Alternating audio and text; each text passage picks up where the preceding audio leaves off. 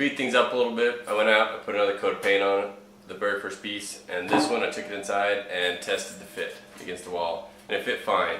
So what I'm going to do now is just trim up all the burrs from the cutting, just lightly run the grinder along all the edges that I cut on to get the sharp, flimsy little pieces of metal off, and then I'm probably going to just wipe this one down and go straight into painting it. By the time I get to that point, the other one should be dry enough to handle, and I'll take it inside and start marking the holes to screw it to the wall.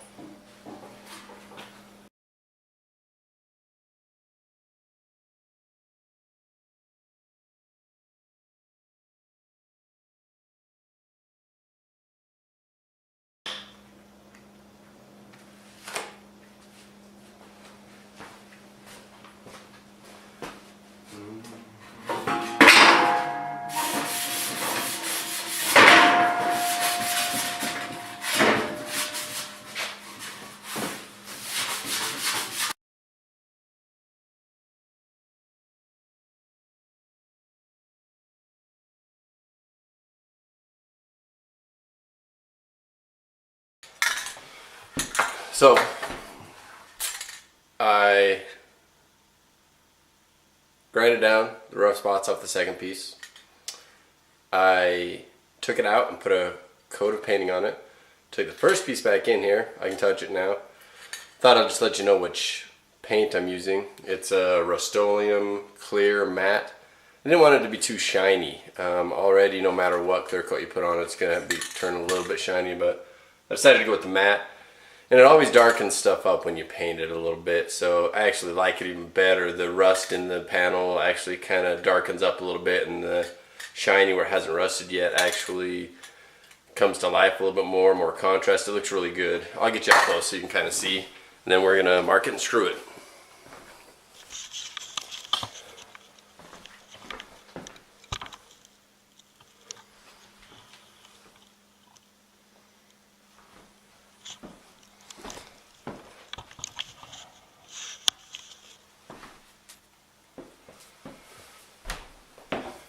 So this is where my impatience comes to play. I guess technically I could get a tape measure and mark all the screws. I probably will make sure that they're evenly spaced so it's just not random screws everywhere. I don't think I'm going to use a lot. All it needs to do is hold tight against the wall, and the pieces kind of interlock because they overlap. I'll make sure that if there's a screw here on this piece, it'll be barely here. I'll make sure that this next panel is on the top of it so it's holding that edge down. Yeah, here we go.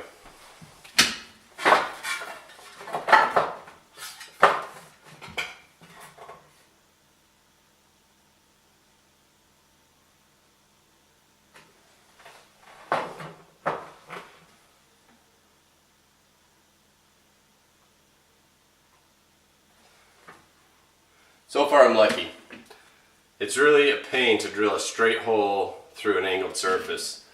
If when you do it and you're drilling a hole, it tends to make the bit want to slide on you. So what I'm going to do if I get one right in the corrugation on the side is rather than trying to drill a hole like this, I'll just punch the holes through, but you can still feed the screw through straight. Did you follow me? Punch the hole through straight through the metal, even though the hole will be angled. You'll still be able to get the screw through straight. So far this one lines up right on the top of the rib, which will also be nice. So I'm not going to sit there and measure back and forth. I see at the bottom I made a mark. I'm just going to right on the top of the rib. Probably put 3 screws in that. It's about 25 inches. That'll be plenty. The next one will have the screws in the next panel right on the edge. That actually is perfect too. And the next panel will hold down the edge of this one. So really I'm just going to put 1 screw here, 3 there. I got 4 holes to drill. Then we'll screw it to the wall. You know, this might be controversial, but I'm going to show you something that I do. And you can call me a hoarder, you can call me junk laying around, but this is what I've learned over the years. Really helps me. And what I'm getting at this is I've just spent the last 20 minutes looking for screws that I swear I had, and I don't. So on the way to Home Depot I am. In the meantime, I'm going to show you this, and there's been a lot of times in my life where I go grab something because I need it, and later on I find out I already had it. And so I've got to be careful with that. I take 1-gallon cans that we use to bring food in and food storage, and I save them when I'm done, and I put all my old bolts, screws, nuts, stuff in them, and for later on when I need something for a project like this. As you can see, here's my shelves with all my cans, my tools, and anyway, 20 minutes later I don't have the screws I need. Found some gold color ones. I halfway considered using those, but I don't think it'll look good as the black sheetrock type screws, so I wish I lived in the middle of nowhere, but it is awfully convenient to have Home Depot 10 minutes away. I'm gonna go down there, grab the stuff. Alright, back from the depot, and got the screws I need. So one thing I was gonna talk to you about is tools and how I'm doing this. There's a lot of different drills out there.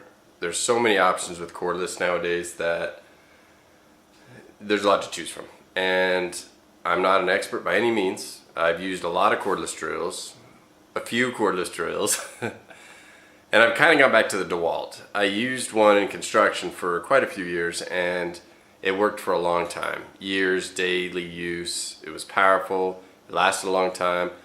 Over the years, I don't know if they've become more economy, but this one seems to work good. I've had this one for a year or two. The 18 volt. Probably can't go wrong with all the name brand ones, Milwaukee, DeWalt. But so the drill bit. The way I typically do it is I will compare the diameter of the drill bit to the diameter of the screw. Make sure I've got a big enough bit, of course, that the screw goes through the hole.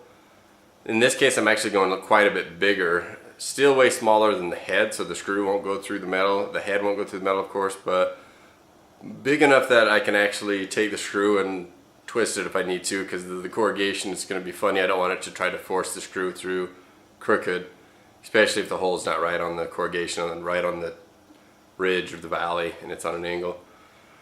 So yeah, there's another trick. You're going to see me do it here in a sec. It's going to be, I spent a lot of younger years as I'm learning, becoming more crafty. Maybe crafty is not the word. Good with my hands, tools, doing projects. I would put the drill on the whatever I'm cutting and try to drill, and the bit tends to want to, especially if it's not on a straight surface, move around. It helps a lot just to take a little punch, mark the hole where you want the hole, and just tap it. It makes a little dent in whatever you're drilling, and then it just stays right there, lines up and goes through. Most of you probably already know that. Most people do it. For those that you don't, there's a trick for you. It can help you. Alright, let's do it.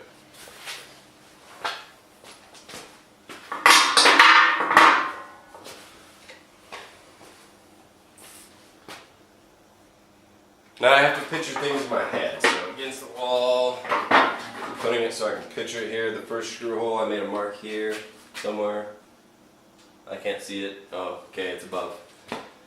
That one's pretty straightforward. I'm just gonna go.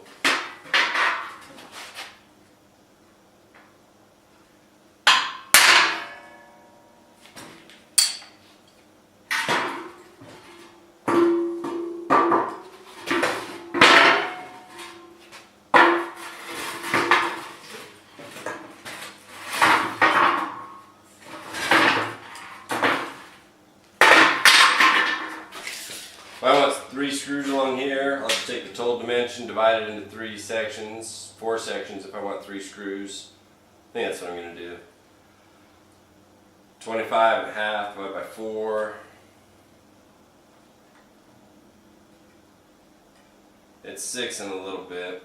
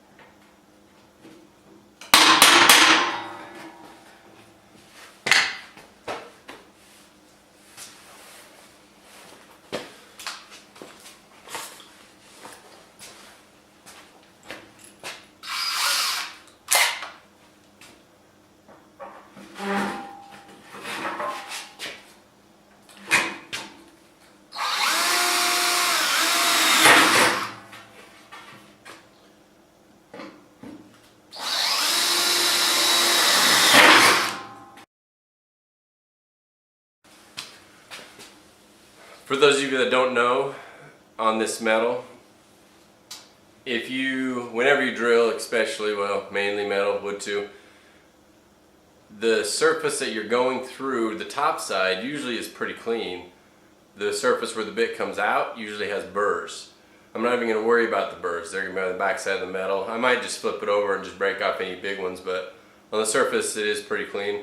I might just get a little file, something, just to make sure it's clean in case someone rubs their hand over it on the backsplash, but right now it's looking great. I don't think you'll get cut or anything. So.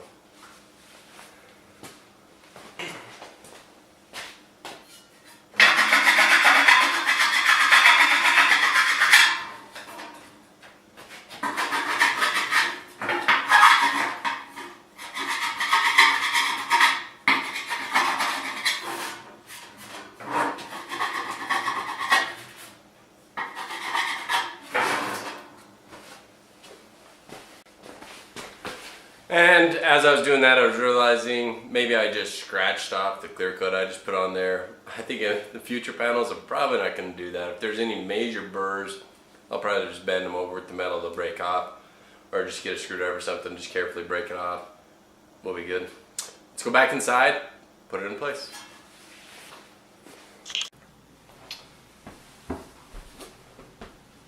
Pointless bit of information, maybe it'll help you, maybe not.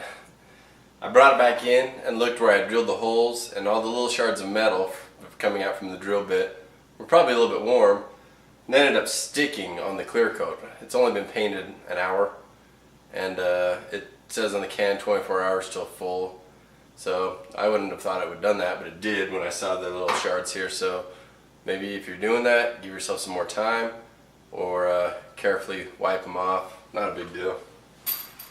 Alright, let's do it.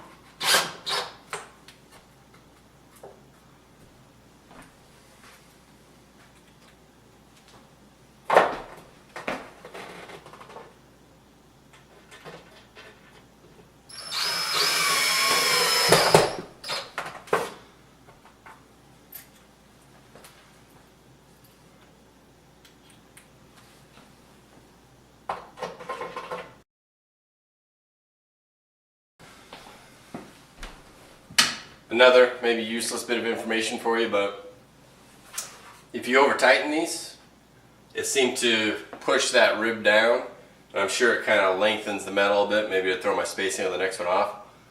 So I just tightened it until it hit the metal and it was just snug. It would be fairly easy to over tighten them and push that one flat and cause a ripple in the metal. So it's snug on there. That's not coming off. It'll hold just fine. It's not like it's ever going to have a lot of pressure on it. This is all just cosmetic, I guess. So the other one I painted before I went to Home Depot. It's out there, most likely dry enough to also mark now. I'm going to actually just put it in place, mark the holes, drill it, and put it up too. There's no outlets, no switches, nothing on that one to cut out. So here, within 5 minutes, we should have the second one on. We'll back up and take a look.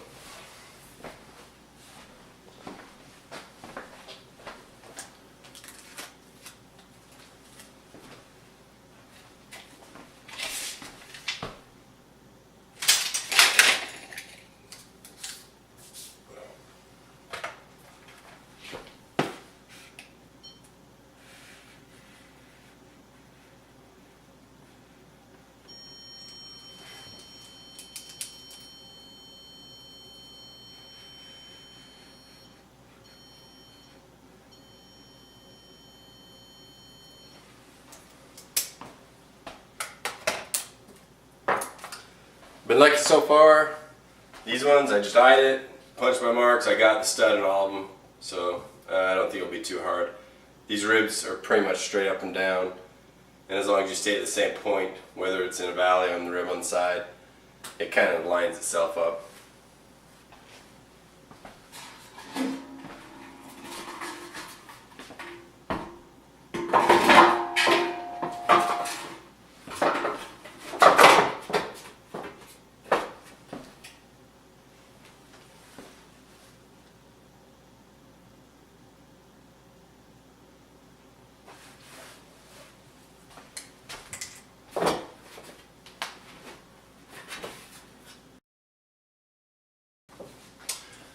I didn't calculate this from the beginning or pay attention or try to get it on a certain spot on the metal on the studs, but it seems to be the corrugation is lined up exactly right with the 16-inch on centers. Servicing one of these studs ended up being right on the very top of the rib, right in the middle. It'll be an easy place to drill, an easy place to screw from. It'll look uniform. It's going to turn out great. And if you want to know what corrugation this is, because they make different heights and different waves, I have no idea. I can tell you this panel is, I think it's 3 feet. It's a little over 3 feet, and that means it's made for 3 foot on center. So however you overlap it, the actual coverage is 3 feet. And the height on it is 1 inch, so there you go. Let's go back out to the garage, mark and drill the holes, come throw it on. You're probably really going to enjoy this video with my head halfway in it and all the shots you can't see, but I just added a lens a minute ago, wide angle. Hopefully you can get a little better view of things I've been doing and I can make the picture a little bit more. Here we go. Mark and drill the second piece.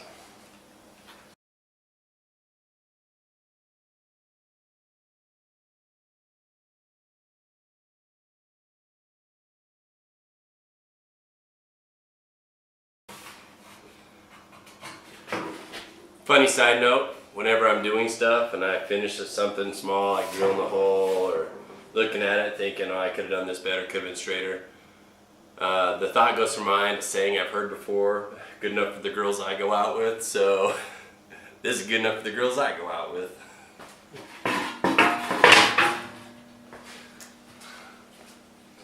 And I'm sure my wife will love that part of the video.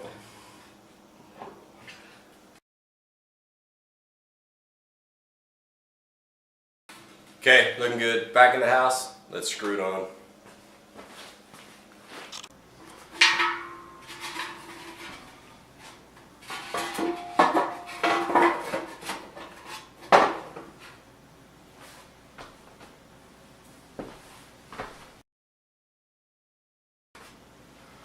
Over the years, and if you've done much of this, you can just tell from feel if you hit the stud or not. It'll just keep on going easy and then strip out if you're just in the sheetrock. So it's pretty obvious. Do it a few times, you'll know. What I'm going to do is start on one end and work the other way to avoid any bows. If I screwed the other end now, this end the middle wasn't tight, you would come back and it would have some waviness to it. Could. Best way is to start on one end. Work your way to the other.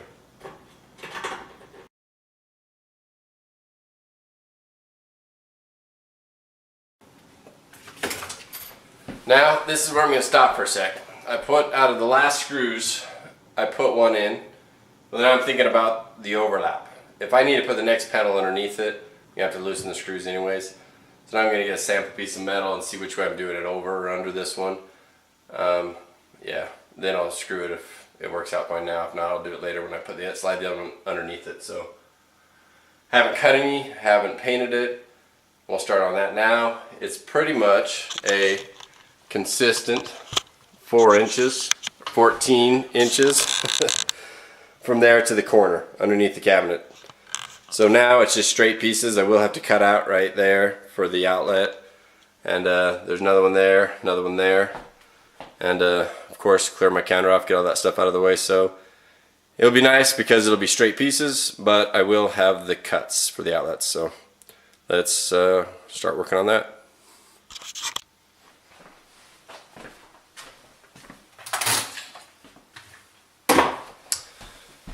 Another helpful pointer, when you're measuring, don't just measure one side and cut it all that length. Yes, it should be fairly square, but the other end can be slightly off. You could end up adjusting it an eighth, even a quarter, because the cabinets and the counter aren't perfectly parallel. So this is a little bit over 3 feet here, so my next piece is going to end short of the corner, and I'll have to put a little piece in there. I just measured it, but I'm going to measure here, and I already know that's right around 14. And then down here,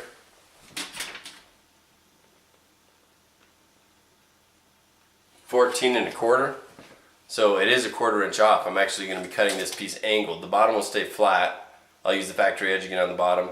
The top is actually going to gradually get bigger as we go to the corner. So let's go out in the garage, mark it out, cut it. We'll come in here. We'll put it against this panel like we did with this one to kind of center it on the rib to make my measurements to see where I'm going to cut out for the outlet. Okay, we'll go through there.